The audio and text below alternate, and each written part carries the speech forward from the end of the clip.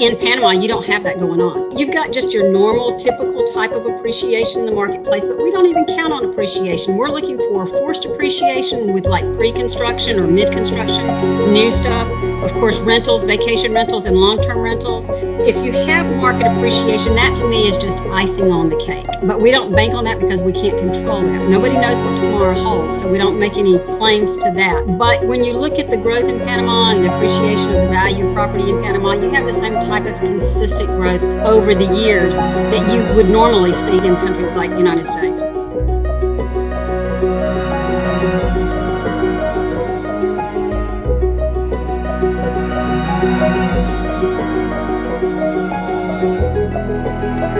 Hello and welcome to the Ideal Investor Show.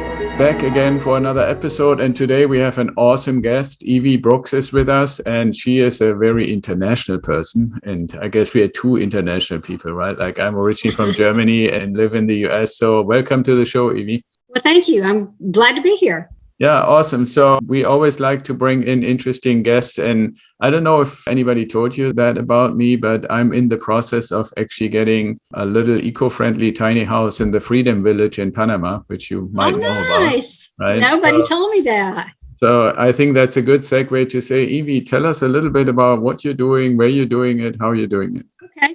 Well, I have been in real estate all my life from the time I got out of college. I was in corporate America for 4 years. I left that. I went out on my own as an investor. In the early 2000s, I started teaching with the Rich Dad, Poor Dad organization. I taught with them until 2014. And during that time, I had the privilege of being the expat international educator for Costa Rica. Now, in 2008, as you all know, the whole market crashed and Costa Rica just absolutely came to a screeching halt. And so all the funding that we had for the projects that we were working on that were just put on hold and never came back. By the time of 2012, I finally gave up and left, went across the border to Panama, and I've not looked back since. And I've been there full time ever since then for the last 10 years. And the differences in Panama and Costa Rica are, in a nutshell, it's not a tourism only country. Costa Rica was tourism only. And Panama has many other things that bring in the revenue to create the GDP in Panama other than tourism. It ranks number 5 or number 6 on the scale. Yeah, I guess when you have the Panama Canal, it helps a little bit, right? Absolutely. It helps a whole lot, actually, yes. Especially with the new one. I mean, I'm assuming, it's been, I think, 2015 or 2016 last time I was there. Are both canals fully operational now? Or? Yes, both. They opened in June of 2016 for the new expanded canal where the super tankers can come through.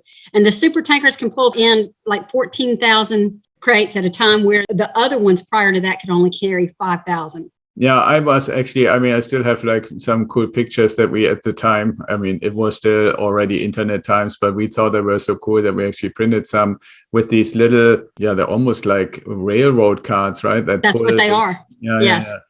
For the old canal. So I thought that was cool, and the whole viewing area where you could go and so forth. Miraflores, is that where you went to the canal? Yeah, the new one was not quite there yet, and they said you couldn't really get to it yet because it wasn't quite done yet. So we were probably just a little too early, but yes. Cool. Okay. That's definitely understandable that is more. Now, do you know, because you're relatively close, if Costa Rica ever came back or is back? Because I have a good friend who is actually very interested in that. Well, it did, and then COVID hit. And once again, the same thing happened. It just completely shut it down. And because it's tourism only, really struggled. Where Panama continued to clip through. Of course, Panama felt the pain of COVID as well, but not to the extent that many of the other tourism only countries like Belize and Costa Rica and Dominican Republic and countries like that. And it's back up now full bore again. And they're projecting over a 9% GDP this year in Panama. So we're back on track. Yeah, that's very cool. Now, I also know that there's quite a bit of financial activities and so forth, banks and investments and stuff outside of necessarily real estate going on. Can you say a little bit about that? Well, my focus is real estate, so I don't really get into a whole lot of other stuff. Of course, the Cobre copper mines is a big addition to Panama, and that is a copper vein that, of course, that was found some time ago, and actually they had it just ready to go about 2 years before COVID hit. And it got closed down during COVID too. But they're projecting that the Cobre copper mines will actually bring in more than the Panama Canal for the next 40 years. Wow. So when you add the two of those together, you got a very strong potential revenue income producing country. And that, of course, creates that trickle down effect for everything else, from construction to cars to food, entertainment to restaurants to everything. Right. Okay. That's very good. Now, thank you for describing that. If you look at our audience typically and how people got attracted to even check in with the Ideal Investor Show or what we are doing and the mentoring we're doing, it typically starts out to say, okay, I want to build a passive income portfolio, and starting out oftentimes with a relative limited amount of money available to invest, it goes to like residential renovated turnkey provided assets. And then lately in the last few years also added in build to rent, basically new build. And like I mentioned at the start, I'm always trying to be basically the person who wants to have done everything that I suggest to any of our clients myself as well. Ergo, exactly.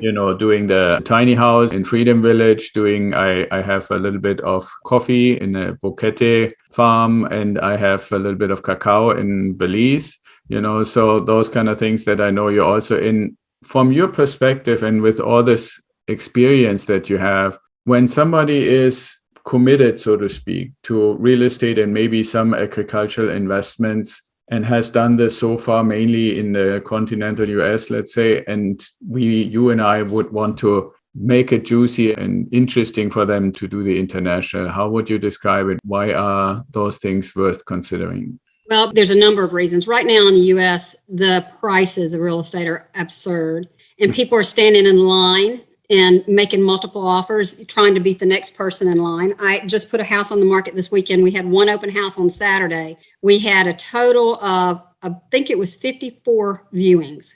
We had to do some on Friday night because we couldn't get them all in on Saturday. And we've had multiple offers at over $100,000 above the asking price. And so it's just nuts here. And so I would never buy a property under those pretenses. I'm never going to pay full retail price for a real estate property. That's not how I make money. That's not how anybody makes money. So in Panama, you don't have that going on. You've got just your normal, typical type of appreciation in the marketplace, but we don't even count on appreciation. We're looking for forced appreciation with like pre-construction or mid-construction, new stuff. Of course, rentals, vacation rentals, and long-term rentals. So you've got cash flow, you've got forced appreciation, and if you have market appreciation, that to me is just icing on the cake. But we don't bank on that because we can't control that. Nobody knows what tomorrow holds, so we don't make any claims to that. But when you look at the growth in Panama and the appreciation of the value of property in Panama, you have the same type of consistent growth, 4, 5, 6, 7% over the years that you would normally see in countries like the United States. What's happening now is just ludicrous. But you've got that, and you've also got the opportunity to be able to get in stuff so much easier in Panama. Through my program, I've vetted all of the developers. I've been there for 10 years. I only work with the largest, the most financially secure. They've never had one project not survive, not make it. They build buildings like the Marriott, the Westons, the Hyatts, as well as the La Maison, which is like the Armani building, the Fendi building, the U projects, which are known worldwide. So they're very, very renowned builders and developers, very strong financially. They've been in business over 30 to 40 years. And we go in and we work with them to create special investor deals.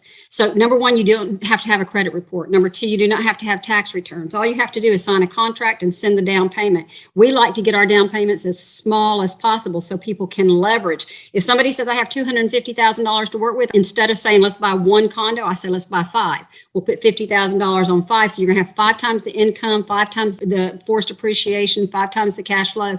And that's the way we work. Now, I know everybody doesn't think that way. And a lot of people are, I'm going to pay cash for everything I do. And that's fine.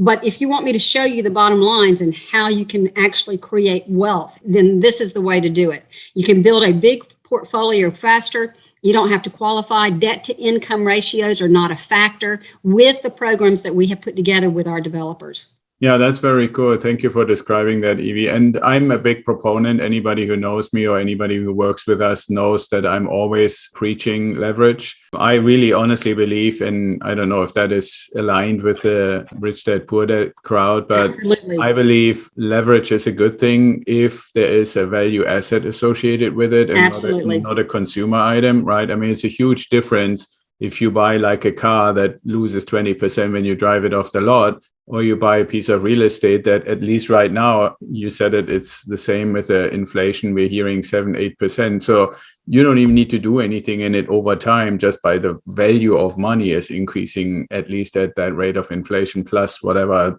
the local rate happens to be. Now, fundamentally, when I talk about this to people as something that I'm doing myself and have been doing the last few years, to be able to say, here is my own experience. And I'm so glad that we have you now, that we can check in with you and say, hey, Evie, you've been at it even longer and you probably know way more people locally.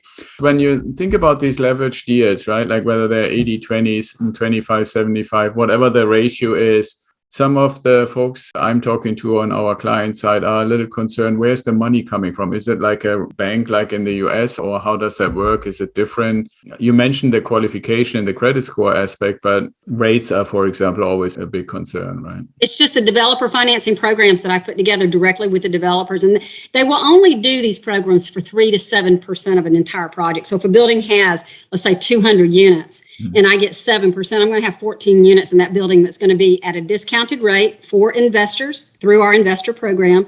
They will do the developer financing on it. And typically our finance rates run 4.5% to 5.5%. They're very reasonable. So what happens when the property is finished? Like, let's say I buy a condo or I commit contractually to a condo and it's being built and the developer is providing that. So are you converting that to a regular mortgage then, or how does that work? No, the developer's carrying it. So what would happen? Let's say that you decided you wanted to purchase in, let's say, one of the projects that we're doing right now. It's about 18 months away from being complete. Okay. So you could put down 10% now, directly pay the developer, 10% in 12 months, and then 10% at completion. Okay. Now, some buildings you can put down as little as 20%, some buildings 30%. Okay. Right. So it depends on which one you're in. Then the developer is going to do the developer funding for you at 4.5% or 5%. So you don't pay anything as far as monthly payments during that period of construction if you're doing a pre-construction. Now, if you're doing an existing building, of course, you just go into the purchase right away. So they carry the note for you, and some of them will do it 5 years. Some of my developers do 8 years, and some do 10 years. And they will carry that note for you during that period of time.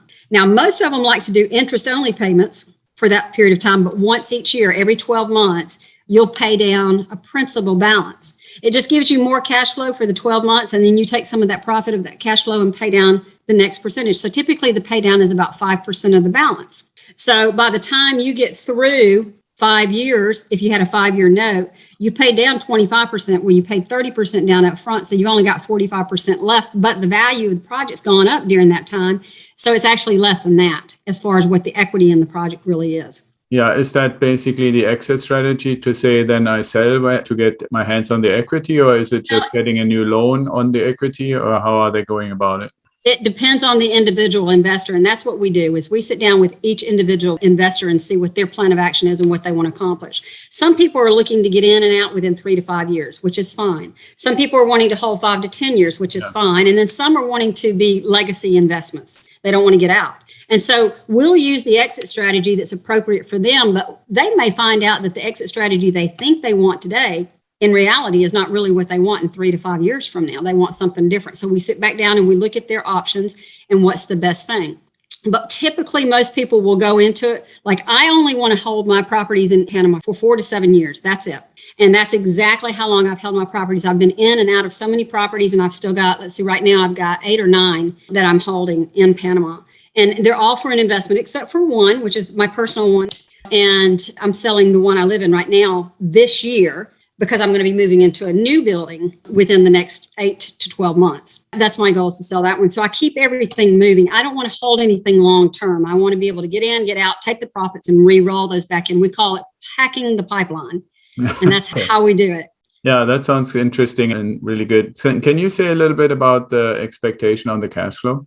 It depends, again, where you're located, the geographic location, and the individual preference. Where we focus in the high rent districts. We focus on the ocean within 1.5 hours of the city. We don't get any further than that, because your demand drops by about half after you're more than 1.5 hours from the city. And so we have projects that typically you can expect anywhere from 7 to 9% cash flow. If you're doing pre-construction return on investments, we typically are seeing in the neighborhood of 15, 18% up to 25%.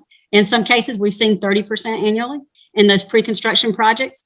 Depends on the location and the demand at the time that the projects are finished and ready to be flipped. We've done exceptionally well with our investments in Panama. Right. Yeah. So, I mean, the other thing that people ask, and thank you for explaining that financial component, because I think that's really instructive and helpful for people. The other component, I guess, is more a little bit of almost like in the realm of legal. And I know both you and I are not lawyers, but people are a little bit sometimes concerned to say, well, but it's a foreign country, right? And even if I have, I don't know if you get a deed for the individual condo, how do I enforce that? Is it even enforceable, or how is it legally? And I mean, I'm always answering by saying, well, look at the history, right? It's not that Panama or that type of government, that kind of construct has gone anywhere anytime in the reasonable past. But what do you say to people who say, well, it's in a foreign country?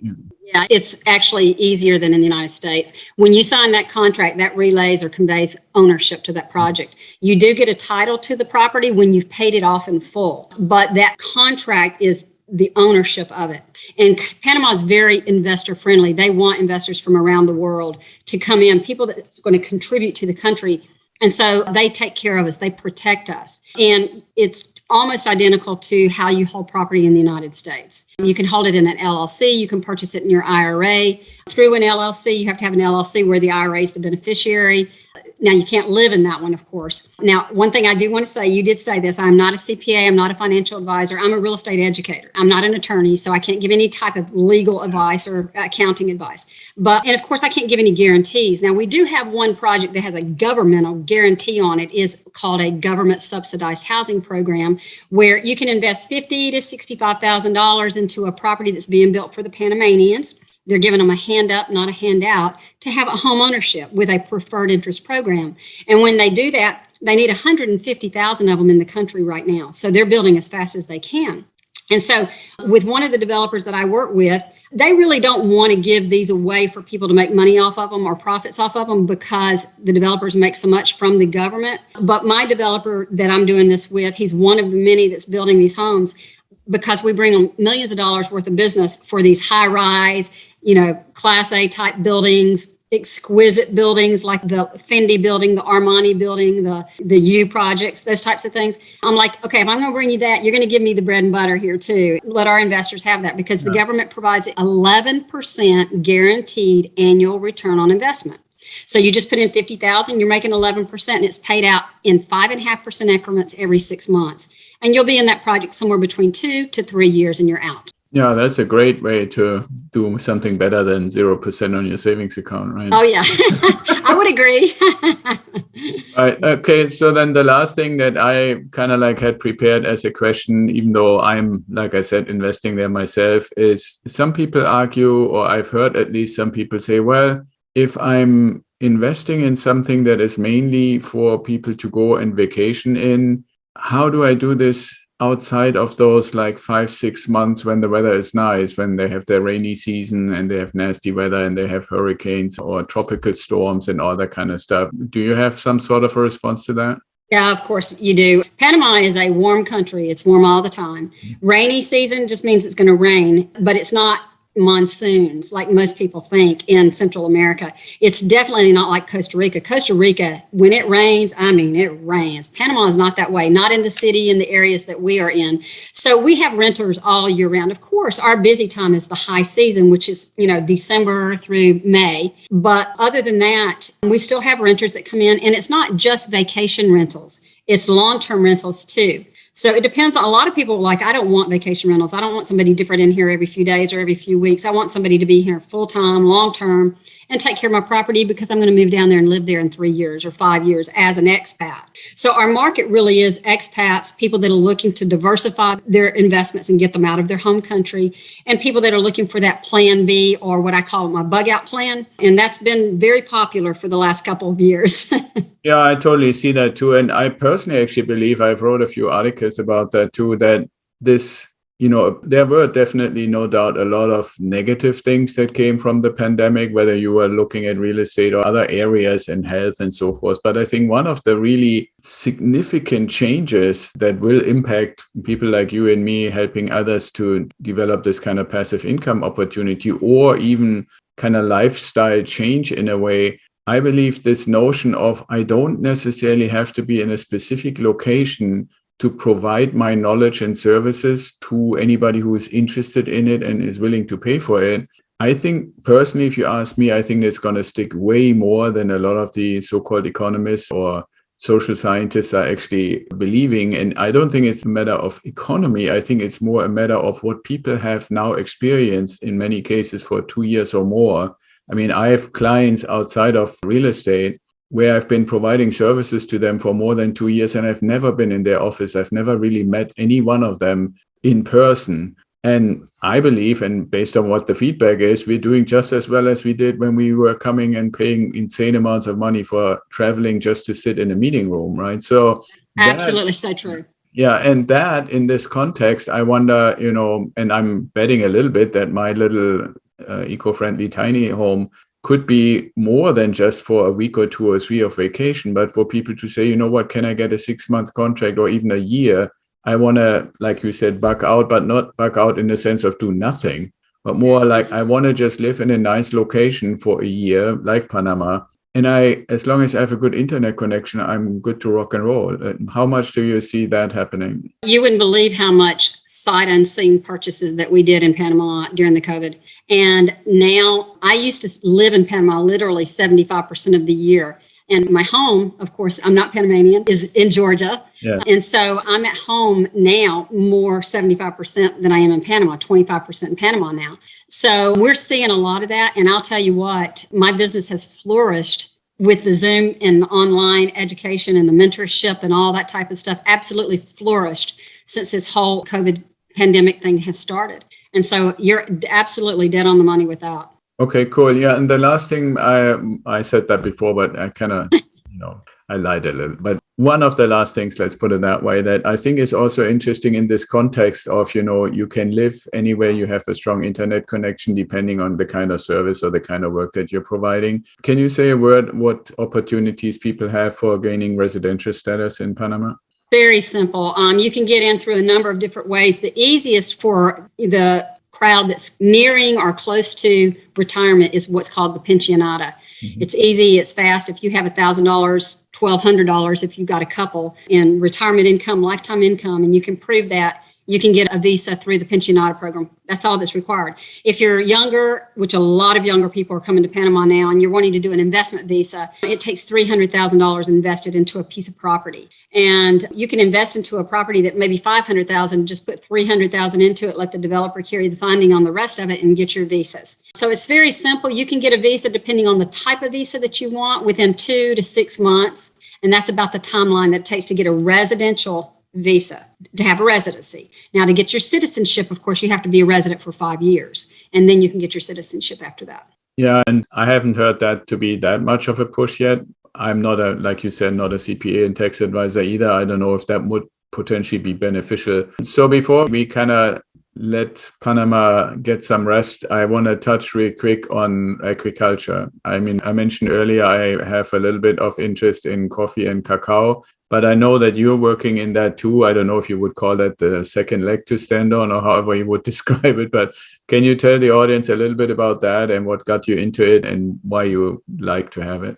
Well, I'm a dirt girl. I was raised on a farm, and I absolutely do love the agricultural side of it. That to me is more of what we consider a legacy investment. It's not a get in, get out in 2 years kind of thing or 3 years kind of thing. That's for people that's looking for a legacy investment. They want to leave it to their kids. They're wanting to start pulling some income off of it. Typically, you're going to see in 4 years or so.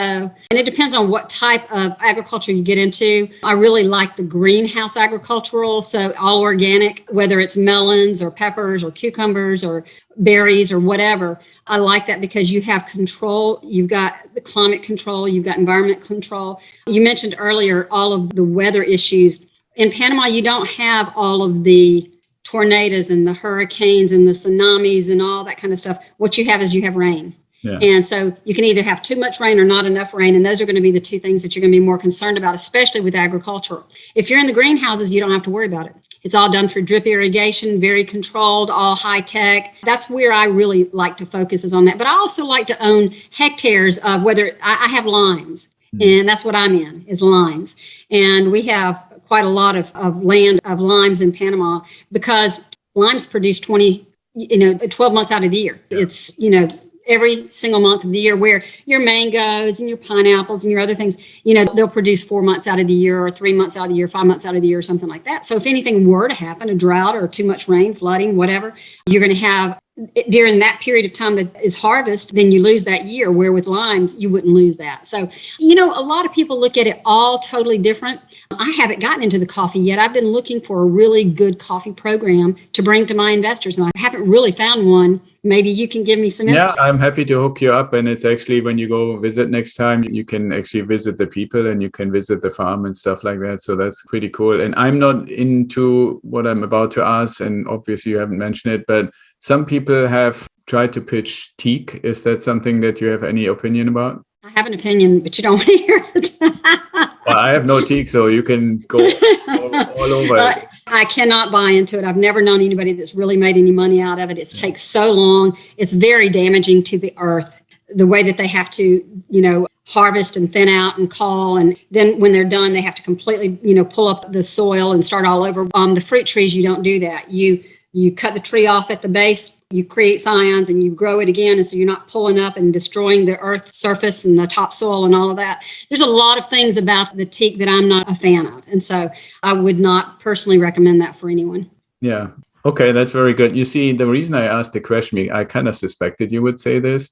I've learned over the years that if you being asked, and I'm putting this on myself, right? If I'm being asked, what do you believe or what do you think? And I say something like you just did, that's one thing. But if I can say, it's not just me, Evie says the same thing, it somehow is different, right? There's somehow more weight. So, part of the reason why I'm in the coffee and cacao stuff is because, and I'm very happy to connect you with my providers there. There is a very strong social component that can be added. And in the case where I'm making my investments and encourage our mentoring clients to do, is it's not just that those are environmentally friendly, in a sense, articles or consumables, if you want, but it's also a traditional community there that has been growing these kind of things because they just kind of naturally grow there anyway. Exactly. But there had been, I would say, and that might be a little too harsh, but that's my personal opinion about it. There were times in the last 30, 40, 50 years where they were literally somewhat abandoned, right? Where either the market wasn't there or they couldn't scale enough, or somebody came up with some, it has to be geisha or it's nothing, or, or that kind of exactly. thing. And so I like it when we're making investments that have a good outcome for the investor, that have something that is sustainable, but at the same time also helps the individuals who are involved with it. So like this organization I'm working with, they build schools, they build housing for all the people, they give them jobs, not just to do the repetitive and kind of boring backbreaking stuff, but they become managers and come up with all kinds of innovative ideas for marketing, for processing, for storing, for packaging, and all that kind of stuff that goes with it, right? So it's an all-inclusive thing where that's also, and I think this is an interesting thing from a US perspective to learn, is when you do that, when you offer that, and I suspect you have a similar experience, you trigger an enormous amount of loyalty in that group of people that come to you or that you bring in. And they may initially not quite believe that you're really doing what you're saying, but if you do it for a while and they see it's really happening, they would never leave again, right? And I think I'm a skeptic, and it took me a long time to actually jump into the agricultural side of it. I had to see it to believe it, to actually see the numbers, see the production, eat, taste, smell the fruits, because I'm going to call a spade a spade. I'm going to protect my clients because that's how I've built the clientele that I have over the years. And they come back time and time and time again and do deal after deal after deal after deal. And that's what my business is based on. And that's why I'm still here, 25 years later. So it's just, I'm going to make sure that my investor clients are safe in their investments. And that doesn't mean 100% of the time they're going to make, good money on everything, that they're even going to make profit on everything 100% of the time. If somebody tells you that, just like in the stock market, you need to run, because that's just not real life. Yeah, so, my response to that is always to ask them, how much of it do you have yourself? And in most cases, they have basically. Exactly. That's exactly right. And I'm the same way. I'm not going to refer something to somebody that I'm not willing to invest in myself. Yeah, exactly. And that's just a fact. Yeah. And then that creates the credibility, right? Okay, cool. So I think we covered this. You have any other things you think our audience should know about Panama and the investment there? Well, if you're looking for Panama, definitely, if it's not me, get a mentor, somebody that knows the market that can protect you. Because when you come to Panama, they see you as a gringo and they see dollar signs. Right. And what we've done is we've created a whole turnkey program from A to Z with everything from how to get your animals there to how to buy a car, to furnish your unit, to have the property management, to take care of the property, whatever,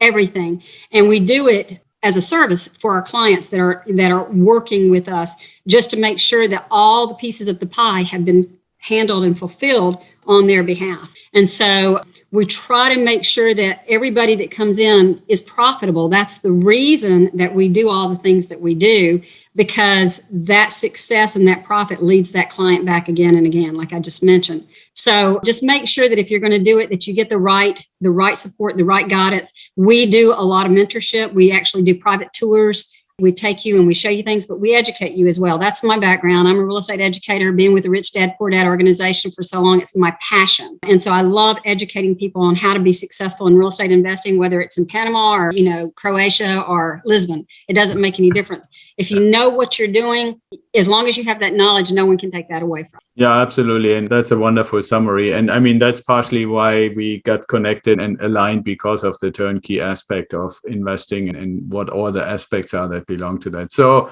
having said that, coming to the two typical questions that I ask everybody that comes on our show. So the first one is, if you could meet anybody, living or no longer living in the world, is there any particular person where you say, wow, that would be somebody I would love to meet? I think Moses.